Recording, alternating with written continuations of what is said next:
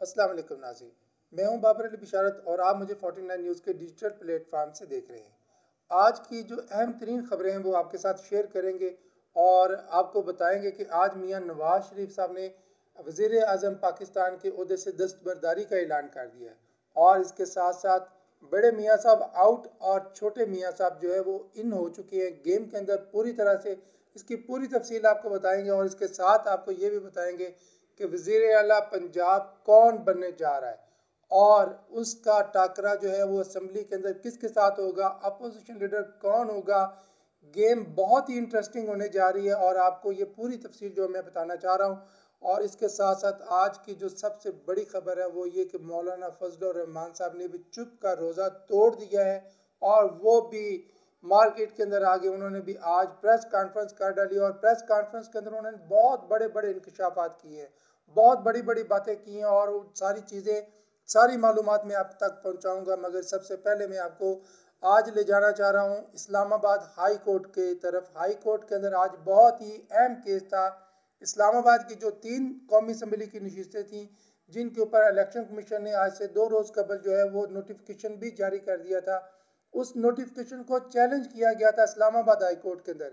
और इस केस की जो सुनवाई थी, इसकी जो कार्रवाई थी वो justice chief justice Islamabad high court justice आमर फरूक के जो है वो उन्होंने की और उन्होंने इसके ऊपर बहुत सारे दिलचस्प रिमार्क्स भी दिए। और जस्टिस आमर फरूक ने इस केस के दौरान जो उन्होंने कहा कि ये नोटिफिकेशन कैसे जारी हो सकता है जबकि इलेक्शन कमीशन ने खुद से जो है वो रिटर्निंग ऑफिसर को नोटिफिकेशन जारी करने से रोका था और इसके बावजूद जो है इलेक्शन कमीशन खुद उसका नोटिफिकेशन कैसे जारी कर सकता है। इस्लामाबाद हाई कोर्ट के अंदर जो केस था उसके अंदर शुएब शहीन जो है उनके जो वकील पेश हुए और शुएब शहीन जो है वो पाकिस्तान तहरीक इंसाफ के कैंडिडेट थे।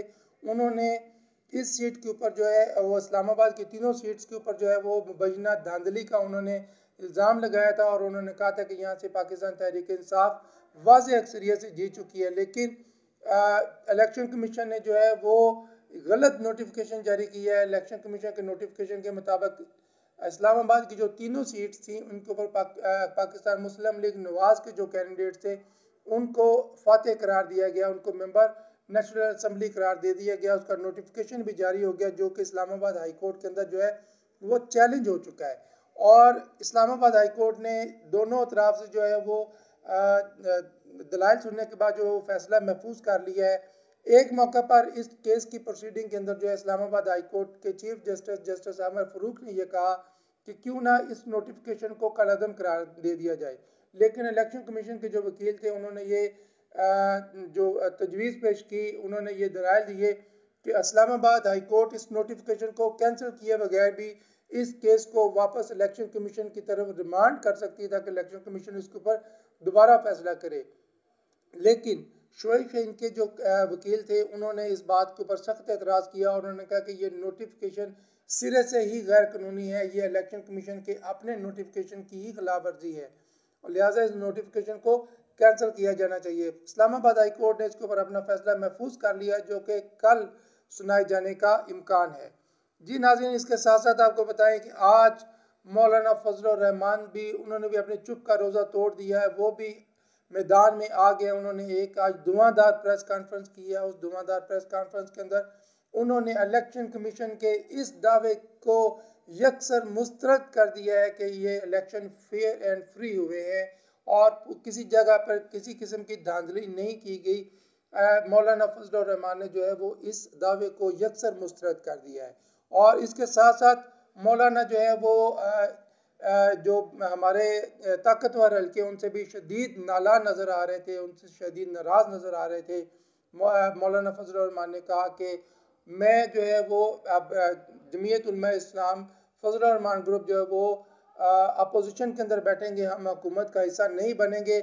हम शहबाज शरीफ को वज़ीर आज़म का वोट नहीं देंगे, हम मुस्लिम लीग नवाज के कैंडिडेट को वज़ीर आज़म का वोट नहीं देंगे बल्कि हम अपोजिशन में बैठेंगे। और उन्होंने इसके साथ साथ मुख्तलिफ हल्कों के अंदर धांधली का भी इल्ज़ाम लगाया।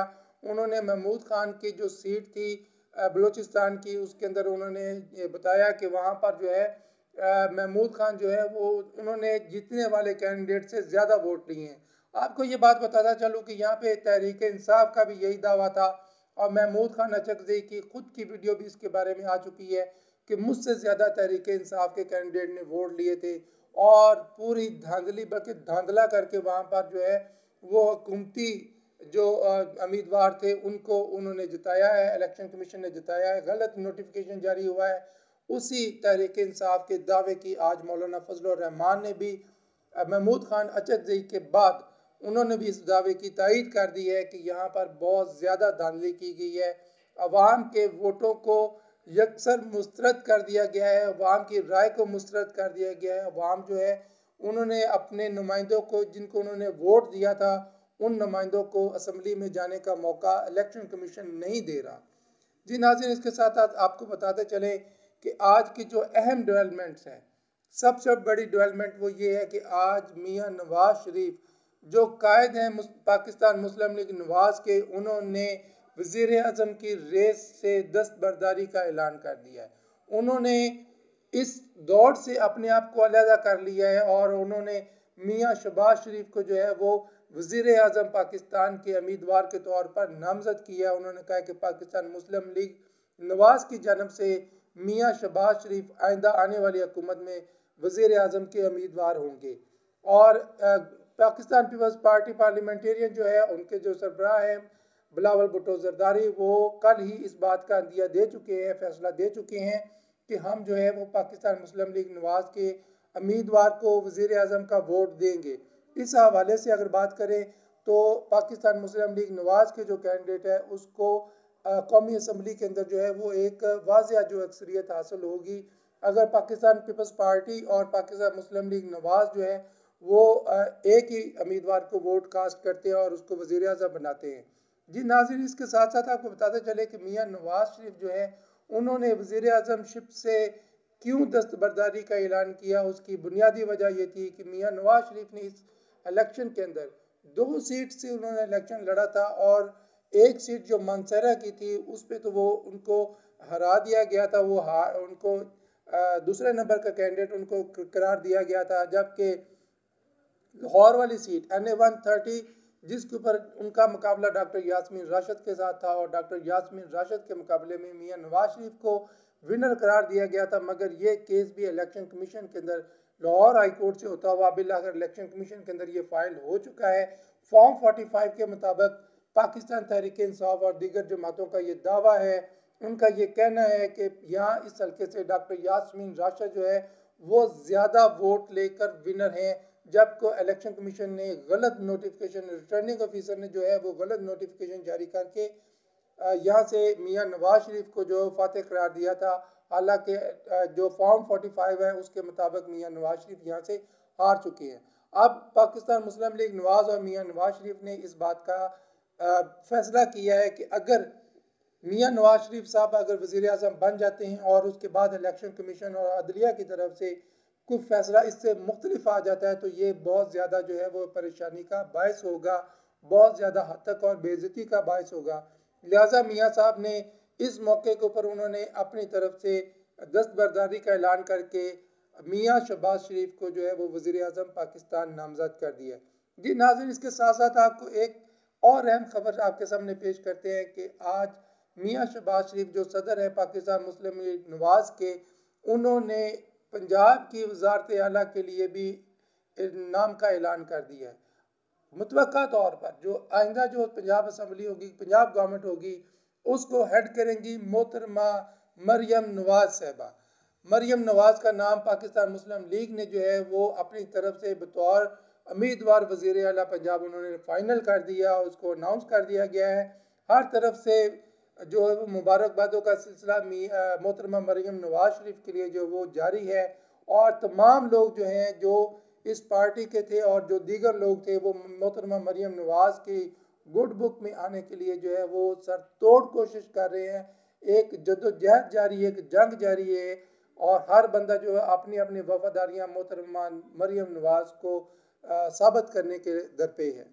इसके साथ साथ पाकिस्तान तहरीक इंसाफ ने भी जो है वो नैले पे दला मारा है और पाकिस्तान तहरीक इंसाफ की जानब से जो अभी तक की जो खबरें यहाँ पे आई हैं वहाँ उसके मुताबिक सनम जावेद खान को जो है वो अपोजिशन लीडर पंजाब असम्बली में उसको उसकी मंजूरी दे दी गई है, उसको नामजद कर दिया गया सनम जावेद खान को। आपको बताता चलूँ कि सनम जावेद खान जो है वो पिछले 8 माह से तकरीबन वो जेल के अंदर बंद है। 9 मई के वाक़यात के बाद सनम जावेद को गिरफ्तार कर लिया गया था, वो जेल के अंदर बंद है। और ये सनम जावेद खान को जो वो डायरेक्ट इलेक्शन तो नहीं लड़ी, लेकिन पाकिस्तान तहरीक इंसाफ ने ये ऐलान किया है कि उनको मखसूस नशिस्तों के अंदर MPA बनाकर अपोजिशन लीडर बनाया जाएगा, ताकि मरियम नवाज शरीफ सनम जावेद खान के साथ जो है वो आमने सामने हों। और इसी बात का जो है वो इस पूरे अरसे के अंदर जो है वो मुकाबला किया गया। सनम जावेद खान ने इस बात का बारहा, उसकी फैमिली ने भी इस बात का बारहा, और पाकिस्तान तहरीक इंसाफ ने भी इस बात का बारहा ऐलान किया है कि सनम जावेद खान की गिरफ्तारी और दीगर खवातीन की गिरफ्तारी के पीछे मरियम नवाज का ही हाथ है। उन्हीं की जिद थी कि इनको जेलों के अंदर बंद करके सबक सिखाया जाए। तो आप अगर मुस्लिम लीग नवाज जो है वो अपने कैंडिडेट के तौर पर, वज़ीर आला के कैंडिडेट के तौर पर मरियम नवाज को पंजाब असम्बली में लेके आएगी, तो पाकिस्तान तहरीक इंसाफ ने भी इस बात का अंदिया दे दिया है कि सनम जावेद खान जो है वो अपोजिशन लीडर होगी। जी नाज़रीन, ये था हमारा आज का व्लॉग। खबरें बहुत सारी हैं और भी बहुत सारी चीज़ें आपके साथ डिस्कस करने वाली हैं, लेकिन वक्त ज़्यादा होने की वजह से अगले व्लॉग में वो आपके साथ डिस्कस की जाएंगी। तब तक इजाज़त दीजिए। अल्लाह हाफ़िज़।